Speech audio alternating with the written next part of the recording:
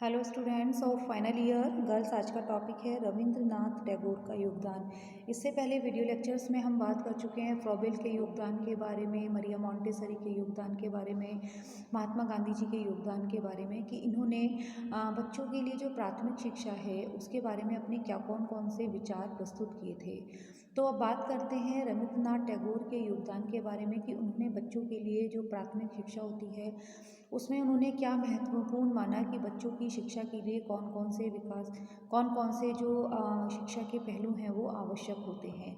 देखिए, टैगोर का यह मानना था कि बच्चों को जो प्राथमिक वर्षों में यानी कि पूर्व बाल्यकाल में स्वाध्याय प्रक्रिया द्वारा वस्तु और व्यक्तियों के साथ संपर्क के दौरान वास्तविकता तक पहुंचाना चाहिए। देखिए गर्ल्स, इसमें एक वर्ड आया स्वाध्याय। ठीक है, स्वाध्याय यानी कि सेल्फ स्टडी। आज के समय में भी कहा जाता है कि जितना ज़्यादा सेल्फ स्टडी से, स्वाध्याय से बच्चों को नॉलेज गेन होती है उतनी किसी के लेक्चर के थ्रू नहीं हो सकती। ठीक है, जब तक बच्चा जो है स्वाध्याय नहीं करेगा, सेल्फ स्टडी नहीं करेगा, तब तक उसको ज्ञान प्राप्त नहीं हो सकता। तो उन्होंने यही कहा कि स्वाध्याय प्रक्रिया द्वारा वस्तु और व्यक्ति के साथ संपर्क के दौरान वास्तविकता तक पहुंचना चाहिए। ठीक है, और उन्होंने ये भी कहा कि यह बच्चे की रुचि के व्यापक संभावित विकास के लिए मार्ग प्रशस्त करता है कि जितना ज़्यादा सेल्फ स्टडी बच्चा करेगा उतना ज़्यादा उसके लिए विकास के मार्ग भी प्रशस्त होते हैं। और उन्होंने यह भी महसूस किया कि बच्चे के लिए सीखना अत्यंत अनिवार्य है और अन्वेषणात्मक, सक्रिय और आनंदपूर्ण है। देखिए, अन्वेषणात्मक यानी कि बच्चा जो है नित्य कुछ नया सोचे, कुछ नया खोजे, सर्च करे। ठीक है, और उसके लिए जो ये चीज़ है वो सक्रिय और आनंदपूर्ण है। यानी कि बच्चे को जो नित्य प्रति अन्वेषणात्मक जो प्रवृत्ति होती है, कुछ सीखने की, कुछ खोजने की, कुछ नया। देखिए, हमने पहले ये भी बताया था जब आपने थर्ड सेम में आपने पूर्व बाल्यकाल अवस्था में पढ़ा था कि जो पूर्व बाल्यकाल अवस्था होती है उसमें बच्चा जो है वो अन्वेषणात्मक प्रवृत्ति का होता है, यानी कि क्यूरोसिटी, जिज्ञासु प्रवृत्ति का होता है कि वो नित नए कुछ नए नए इन्वेंशन करता रहता है अपने आम दैनिक जीवन में भी, अपने पास पड़े हुए सामान से। तो यह बच्चों के लिए क्या होता है, उसको सक्रिय बनाने के लिए और उसको एक तरह से आनंद की अनुभूति कराने के लिए अत्यंत आवश्यक माना। उन्होंने माना कि पूर्व शाला केंद्र में जो पाठ्यचर्या है विषय केंद्रित होने की अपेक्षा क्रिया केंद्रित थी। देखिए, उन्होंने ये माना कि जो उनके अनुसार, यानी कि टैगोर जी के अनुसार,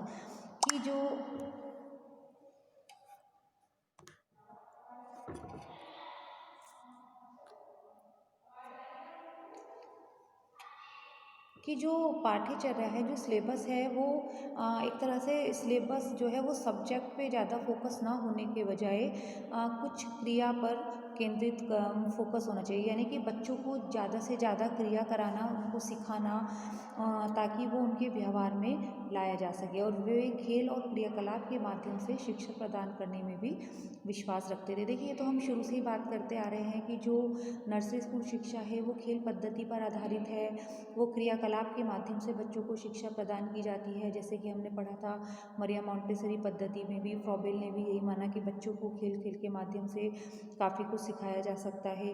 तो उनका भी यही मानना था कि बच्चों की जो सिलेबस है, जो पाठ्यचर्या है, वो एक तरह से क्रिया पर फोकस उनका होना चाहिए। और उनके विचार में कला मानव और जगत के बीच का एक सेतु होता है, यानी कि जीवन में कला का महत्व उन्होंने बताया। और उन्होंने ये कहा कि कला के माध्यम से जो बच्चा है वो बहुत कुछ सीख सकता है। उन्होंने इसको मानव और जगत के बीच एक, यानी कि बांध या सेतु, जैसे कि हम पुल बोलते हैं, उसको बताया कि कला का अगर जीवन में अगर महत्व है तो इससे बालक अपना विकास कर सकता है। उनके शिक्षात्मक परिकल्पना का जो मूलभूत सिद्धांत था सृजनात्मक आत्म अभिव्यक्ति के लिए स्वतंत्रता, और इसलिए उन्होंने सीखने, शिल्प कार्य और खेल के सृजनात्मक पहलुओं पर भी बल दिया।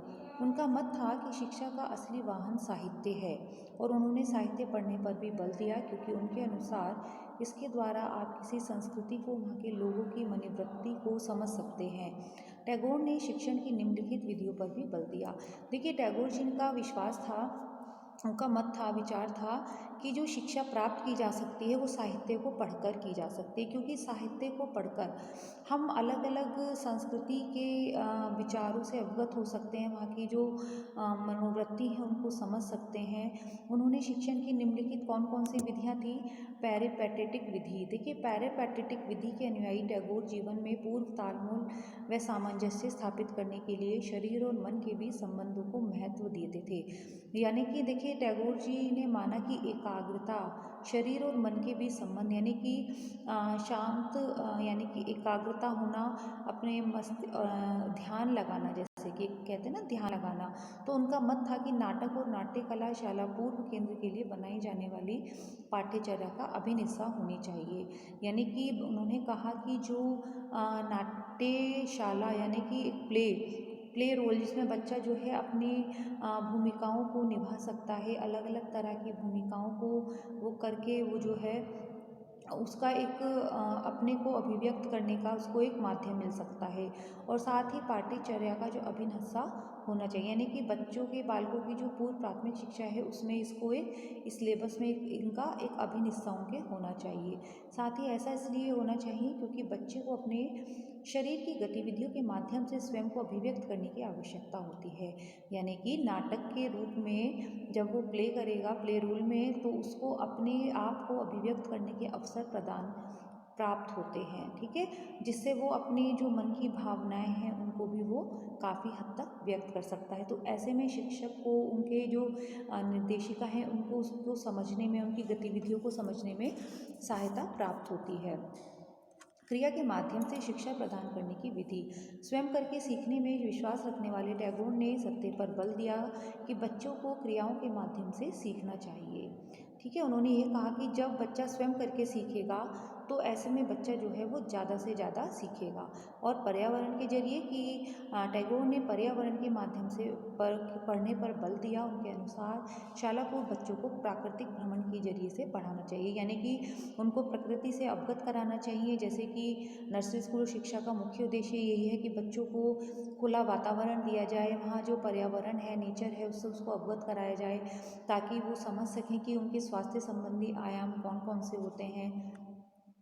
उन्होंने ये भी कहा कि जब बच्चे भ्रमण के लिए जाएं, यानी कि अगर बच्चों को प्रकृति से में घुमाने के लिए खुले वातावरण में ले जाया जाए तो वो अपनी एक नोटबुक या डायरी साथ लेके जाएं और उसमें वहाँ के जो अनुभव हैं, वो अवलोकन जो उन्होंने देखे हैं वो उसमें लिखें, रिकॉर्ड करें। टैगोर कड़े अनुशासन के विरुद्ध थे, यानी कि वो बच्चों के साथ कड़े जो अनुशासन, डिसिप्लिन मेंटेन किए जाते हैं वो उसके विरुद्ध थे। उन्होंने कहा कि उनका शिक्षा का लक्ष्य मनुष्य को स्वतंत्र रूप से सोचने के लिए प्रोत्साहित करना है, यानी कि कोई बर्डन नहीं होना चाहिए बच्चों पर, ना उनकी सोच पर कोई पाबंदी होनी चाहिए। वे 2 पीरियड के बीच विराम देते थे, जैसे कि पहला पीरियड समाप्त होने के बाद दूसरा पीरियड प्रारंभ होने से पहले वे दोनों पीरियड के बीच में अंतराल रखते थे, यानी इंटरवल जिसे बोलते हैं। और कक्षा का स्थल भी एक पेड़ से हटाकर दूसरे पेड़ के नीचे बल देते थे। देखिए, उन्होंने जब ये इस बात पर बल दिया कि बच्चे को प्रकृति से अवगत कराया जाए, खुले वातावरण में बच्चों को शिक्षा जितनी ज़्यादा से ज़्यादा अभिग्रहण कर सकते हैं वो दी जाए, तो उन्होंने ये भी कहा कि एक पेड़ से हटकर दूसरे पेड़ के नीचे वो जगह को बदल देते थे, जहाँ बच्चे मन एकाग्रता ग्रहण करते थे, शिक्षा ग्रहण करते थे। उन्होंने महसूस किया कि शिक्षा पर अत्यधिक प्रतिबंध लगाने से शिक्षा अरुचिकर हो जाती है और विद्यार्थी अध्यापक संबंध उनके शैक्षणिक दर्शन को सर्वाधिक महत्वपूर्ण पहलू था। उनका विश्वास था कि शिक्षक का प्राथमिक कर्तव्य ऐसा वातावरण तैयार करना है जिसमें सृजनात्मक कार्यों को प्रेरणा मिले। टैगोर ने पर्यावरण के माध्यम से शिक्षक स्वयं करके सीखना, स्वतः क्रिया के माध्यम से शिक्षा पर बल दिया। और आज शिक्षा के क्षेत्र में वही शाला पूर्व केंद्र अच्छा माना जाता है जिसमें टैगोर द्वारा उपयुक्त तीनों गुण हों।